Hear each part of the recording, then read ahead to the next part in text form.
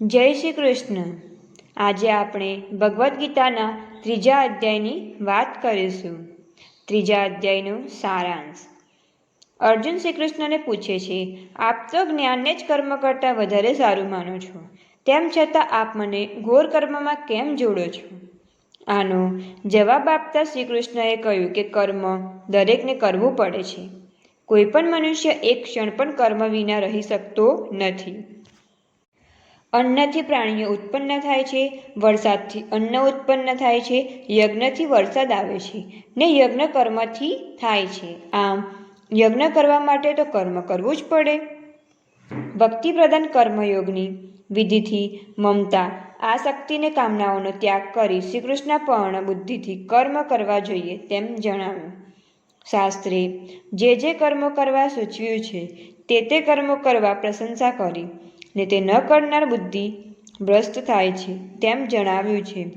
આ પ્રકારે રાગ દ્વેષમાં ન પડતા સર્વધર્મ પાલન કરવા માટે ભાર દઈને કહ્યું છે.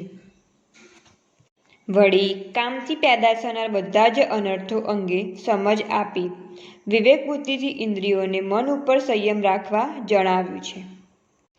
કર્મયોગ. અર્જુને પૂછ્યું, હે જનાર્દન, આપે કર્મ કરતા જ્ઞાનને શ્રેષ્ઠ માન્યું છે, તો પછી આપ મને ઘોર કર્મ કરવા માટે કેમ કહો છો? આપ ક્યારેક જ્ઞાનની પ્રશંસા કરો છો તો ક્યારેક કર્મની પ્રશંસા કરો છો. આથી મારી બુદ્ધિ ભ્રમમાં પડે છે. દરેકે કર્મ કરવું જરૂરી છે. આથી આપ મારા હિત કાજે એક જવાબ આપજો. શ્રી કૃષ્ણએ જવાબ આપતા કહ્યું, હે અર્જુન, આ જગતમાં જ્ઞાન વડે જ્ઞાનીઓને ને કર્મયોગ વડે કર્મયોગીની એમ બે પ્રકારની સ્થિતિ દર્શાવી છે. નિત્ય નૈતિક કર્મો કર્યા વગર અંતઃકરણની શુદ્ધિ થતી નથી. અંતઃકરણની શુદ્ધિ વિના જ્ઞાનનો લાભ થતો નથી. જ્ઞાનના લાભ વિના મોક્ષ પ્રાપ્તિ થતી નથી. કર્મ ત્યજવાથી મોક્ષ પ્રાપ્તિ થતી નથી. કોઈ પણ મનુષ્ય કર્મ કર્યા વિના એક ક્ષણ પણ રહી શકતો નથી. કારણ કે બધા પ્રાણીઓ પ્રકૃતિના ગુણોનો વશ થઈ કર્મ કરે છે. જે કર્મેન્દ્રિયોનો સંયમ કરી મનથી વિષયોનું સેવન કરે છે તે મૂર્ખને દંભિક કહેવાય છે. પણ જે મનુષ્ય મનથી જ્ઞાનેન્દ્રિયોને દબાવી ફળ માટે અનાસક્ત થઈ કર્મયોગનું અનુષ્ઠાન ઇન્દ્રિયો દ્વારા કરે છે તે શ્રેષ્ઠ છે. સંધ્યા, ઉપાસના વગેરે કર્મ દરરોજ કરવા જોઈએ.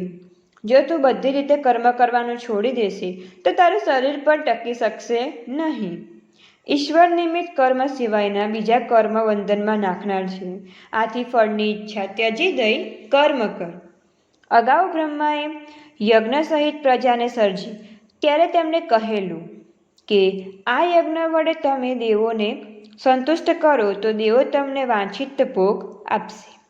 પરંતુ તમને જે આપ્યું તે તમે દેવોને અર્પણ કર્યા વગર ભોગવો તો તમે ચોર ઠરો. યજ્ઞ કર્યા પછી વધેલું જમનાર સજ્જન છે. તે સર્વ પાપોથી મુક્ત થાય છે. પણ જે મનુષ્ય પોતાના માટે રાંધે છે તે પાપનું ભક્ષણ કરી રહ્યા છે. પ્રાણીઓની ઉત્પત્તિ અન્ન વડે થાય છે. અન્ન વરસાદથી થાય છે. વરસાદ યજ્ઞથી થાય છે. યજ્ઞ કર્મથી થાય છે. કર્મ વેદથી ઉત્પન્ન થાય છે અને વેદ પરમાત્માથી ઉત્પન્ન થાય છે. આમ પરમાત્મા યજ્ઞમાં રહેલા માટે યજ્ઞાદિ કર્મ કરવા જોઈએ. જે મનુષ્ય જગતમાં યજ્ઞાદિ કર્મ કરતો નથી તે ભારરૂપ છે ને તે વૃથા જીવે છે. પરંતુ જે આત્મામાં રાચે છે, આત્મામાં તૃપ્ત રહે છે ને તે આત્મામાં સંતોષી રહે છે તેને કોઈ કર્મ કરવાનું રહેતું નથી. જનક વૈદેહી જેવા રાજવી પણ ફળમાં અનાસક્ત રહી કર્મ દ્વારા જ ઉત્તમ સિદ્ધિ હાંસલ કરી શક્યા હતા. તેથી મનુષ્યોને ધર્મમાં પ્રવૃત્ત કરવા માટે પણ તું કર્મ કર.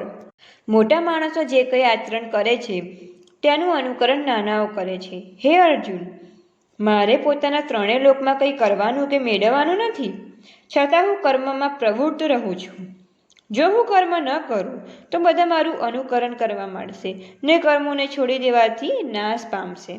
આથી કરીને વર્ણશંકર જાતિ પેદા થશે ને હું વર્ણશંકરનો સર્જક ને તેના અધઃપતનનું કારણ બનું. બધા જ કર્મો ઇન્દ્રિયો મારફત કરવામાં આવે છે.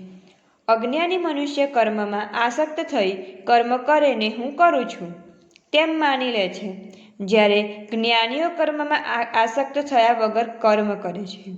હું પરમાત્માનો અંશ છું ને તેની પ્રેરણાથી હું કાર્ય કરું છું એવો નિશ્ચય કરીને જે કર્મ કરવામાં આવે છે તે મને અર્પણ કરી ફળની આશા છોડી દે છે. અહંકારનો ત્યાગ કરને સ્વરહિત થઈ યુદ્ધ કર. જે મનુષ્ય મારા વચનોમાં શ્રદ્ધા રાખી દોષ દ્રષ્ટિ વગરના થઈ અહંકાર રહિત બનીને મારા મતને અનુસરે છે તે મનુષ્ય કર્મ કરતો હોવા છતાં જ્ઞાનીની જેમ જ તે કર્મથી મુક્ત થાય છે. દરેક ઇન્દ્રિયને પોતાના રાગદ્વેષ રહેલા છે, તે રાગદ્વેષને વશ ન થવું. રાગદ્વેષ બંને મોક્ષ માર્ગના શત્રુઓ છે. આથી કરીને રાગદ્વેષ જીતીને પોતાના ધર્મનું પાલન કરવું ઉત્તમ છે. પોતાના ધર્મમાં મૃત્યુ થાય તે ઉત્તમ છે, કેમ કે સર્વ ધર્મથી સર્વ સુખ મળે છે, જ્યારે બીજો ધર્મ નરક અપાવે છે. અર્જુને પૂછ્યું, હે કૃષ્ણ, પોતાની ઈચ્છા ન હોવા છતાં મનુષ્ય કોની પ્રેરણાથી પાપ કર્મ કરે છે? શ્રી કૃષ્ણએ જવાબ આપ્યો, હે અર્જુન, રજોગુણથી ઉત્પન્ન થયેલ કામ ક્રોધ મનુષ્યને પાપ કરાવે છે. આ બંને મહાન પાપી છે. તેને મોક્ષ માર્ગના શત્રુ જાણ.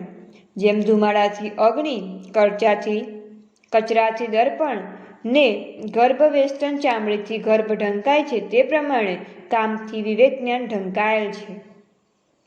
આમ અજ્ઞાનીને ભોગના સમયે સુખ ને અંતમાં દુઃખ આપે છે. જ્ઞાનીને આ કામ દ્વારા થનાર અનર્થનો અનુભવ થવાથી ભોગ ભોગવનાર સમયે પણ દુઃખ જ આવે છે. ઇન્દ્રિયો, મનને બુદ્ધિમાં આ ત્રણ કામના આશ્રયસ્થાન છે. કામ જ પોતાના આવરણથી જ્ઞાનને ઢાંકીને જીવાત્માને મૂર્ખ બનાવે છે. માટે તું પ્રથમ ઇન્દ્રિયોને વશ કરી જ્ઞાનનો નાશ કરનાર કામનો નાશ કર. ઇન્દ્રિયો દેહથી અલગ છે, બુદ્ધિ મનથી અલગ છે, મન ઇન્દ્રિયોથી પર છે, આત્મા બુદ્ધિથી પર છે. માટે હે અર્જુન, આત્માને બુદ્ધિથી મહાન ગણીને બુદ્ધિથી મનને અંકુશમાં લઈ કામરૂપી શત્રુનો નાશ કર. અતિ શ્રીમદ ભગવદ્ ગીતાના શ્રી કૃષ્ણ અર્જુન વચ્ચે થયેલ સંવાદમાં કર્મયોગ નામનો ત્રીજો અધ્યાય સંપૂર્ણ. ત્રીજા અધ્યાયનું મહાત્મ્ય ફળ. પાર્વતીજીએ શંકર ભગવાન અને લક્ષ્મીજીએ વિષ્ણુ ભગવાનને કહ્યું, હે પ્રભુ, આપ હવે મને ત્રીજા અધ્યાયનું મહાત્મ્ય ફળ વિશે જણાવો, જે સાંભળી અમને કૃતાર્થ થઈએ. આથી કરી શંકર ભગવાને પાર્વતીજીને અને વિષ્ણુ ભગવાને લક્ષ્મીજીને આ મુજબની કથા કહી સંભળાવી. કૌશિક વશમાં જડ નામનો એક બ્રાહ્મણ થયો. તે વેદશાસ્ત્ર જાણનાર હોવા છતાં પોતાના કર્મે કરી અધોગતિ પામ્યો હતો. તેને અનેક પ્રકારના વેપાર દ્વારા પુષ્કળ ધન એકઠું કર્યું હતું. તેને આ બધા ધનનો સદુપયોગ ન કરતા દુરુપયોગ કરવા માંડ્યો. જુગાર, શરાબ, વેશ્યાગમન વગેરે દૂષણોમાં પડી તેને સઘળું ધન ગુમાવ્યું. તેથી કરી તેણે ચોરીના રસ્તે ચડી ફરીથી ધન એકઠું કર્યું. એક દિવસ કેટલાક લૂંટારાઓ રાતના સમયે તેના ઘેર જઈ તેને મારીને તેની પાસે જે ધન હતું તે લઈ ગયા. આ બ્રાહ્મણ પ્રેત થયો. તે પ્રેત યોનિમાં તેના કર્મ અનુસાર ઘણો દુઃખી થઈ ગયો. આ બ્રાહ્મણને મો નામનો એક પુત્ર હતો. તે વેપાર અર્થે પરદેશ ગયો હતો. જ્યારે તે પોતાના ગામ પાછો આવ્યો ત્યારે પોતાના પિતાના મૃત્યુ સમાચાર જાણીને તે દુઃખી થયો.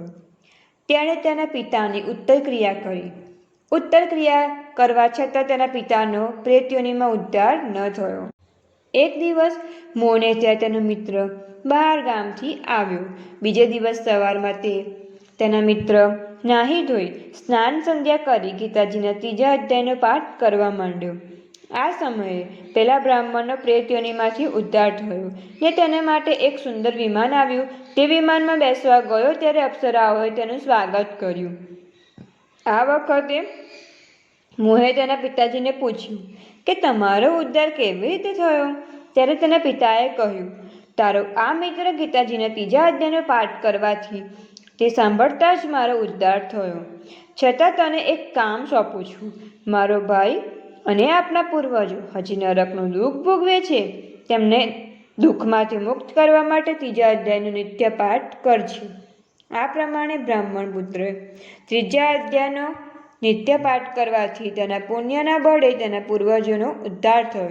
સાથે સાથે તેને તેનો મિત્ર મૃત્યુ પછી વૈકુંઠ લોક પામ્યા.